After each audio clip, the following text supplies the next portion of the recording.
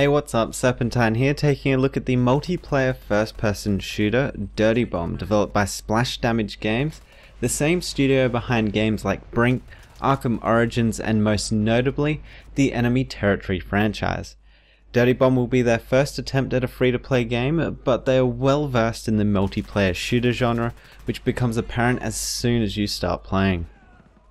The game uses a semi-class based character system, with healers, tanks and assaults being very noticeable between the current lineup of 15 characters. Each character has their own unique set of abilities, from airstrikes to turrets and heartbeat sensors, and have their personalities tied to them as well.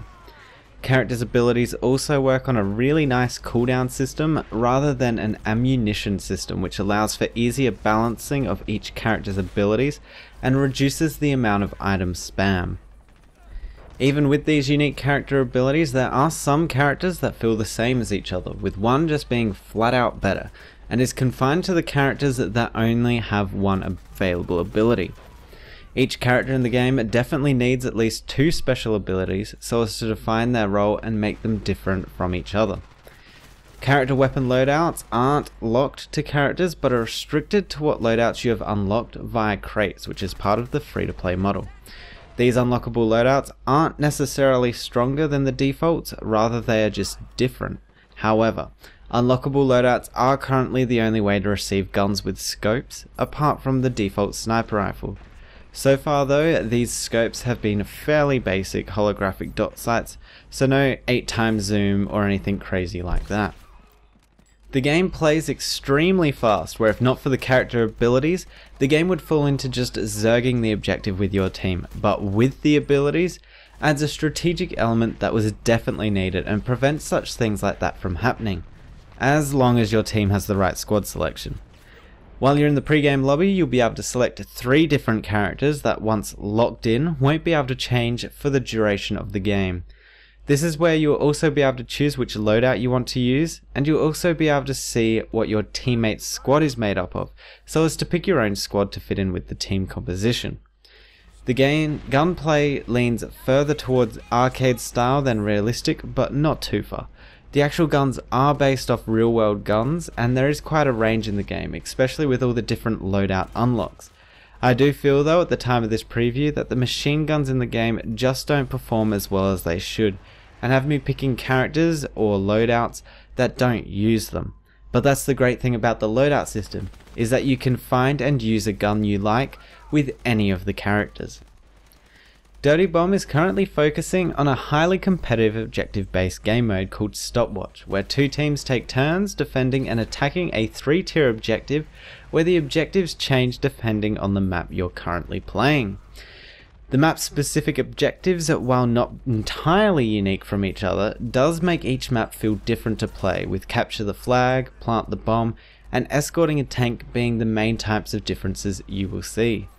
The maps themselves are well designed, with multiple routes to get you around the map without being a confusing mess, and they also contain certain map changing elements like forklift ramps and protective gates that all take time to activate or build, but can be extremely beneficial to your team. The game is still heavily experimenting with new game mechanics however, so there may be some changes from now to the final release, and even the open beta. One of the most apparent experimentations at the moment is the addition of wall jumping to the game, and this could be a game mechanic that changes the current map designs quite significantly if they decide to move forward with it. The current implementation though is a little shoehorned in, and is probably the sort of mechanic you want to design your game around rather than fit it into your game. But again, this is an experimental feature and may not even make it into the final release. At the current stage of the game's development, it looks like all characters will be unlocked for free for everybody, with the game's business model relying on unlockable loadouts and character skins. The unlockable loadouts work similar to the Counter-Strike crate system, where crates drop from playing games and are unlocked with purchasable keys.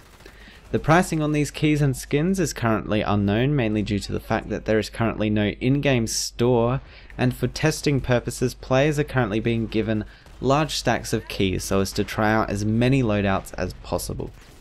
Admittedly, I wouldn't be surprised if they decided to only have a couple of unlocked characters to begin with and introduce an in-game currency that would be used to unlock the others, but at the moment, Splash Damage is being fairly relaxed with it all.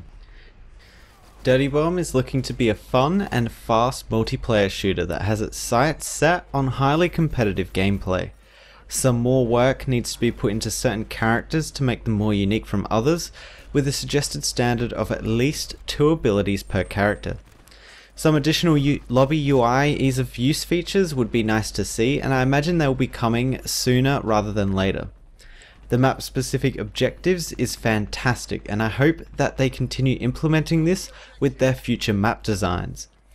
If you like Team Fortress 2 but wanted the characters to be able to do more and in a slightly more realistic setting, then Dirty Bomb is definitely a game to keep your eye on. That's been my player preview for Dirty Bomb. The game is currently in closed beta with no word on any future testing phases or release dates. If you want to find out more about the game, check out the links below. And if you want to see more of the game, check out the post preview show over on twitch.tv/serpentine19 this weekend. Thanks for watching, and I'll see you guys next time.